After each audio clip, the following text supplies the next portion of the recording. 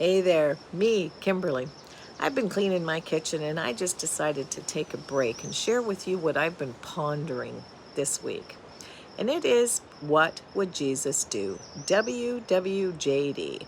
Maybe I'm dating myself, but probably 20 years ago, there was everywhere bracelets, jewelry, journals, earrings. I mean, you name it, there was WWJD. It was a movement in the believers of Jesus Christ. And just recently, I watched the couple of movies that you can find on wherever you stream, WWJD and WWJD2. Simple, right?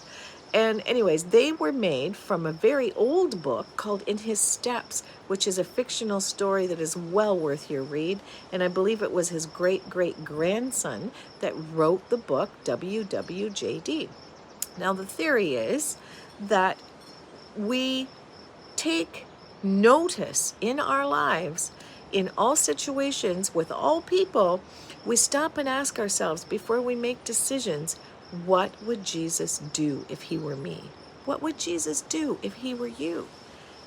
How do we know that? How do we know how Jesus would respond in 2025, right? Would he cut his hair this short like I just did?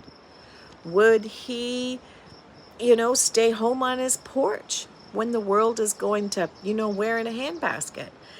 I don't know what Jesus would do.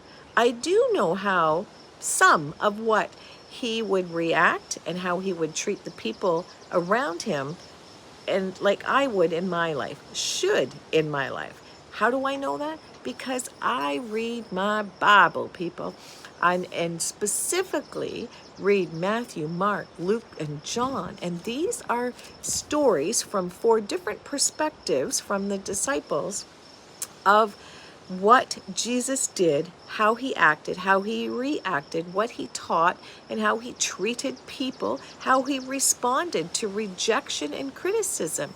And we live in a world where we have to deal with those responses every single day, unless you're in a cave somewhere.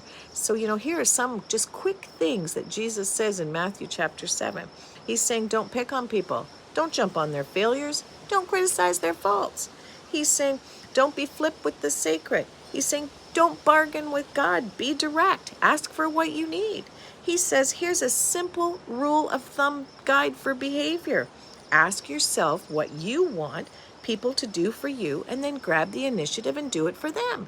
So here's my challenge this week. Let's pay attention. What would Jesus do if he were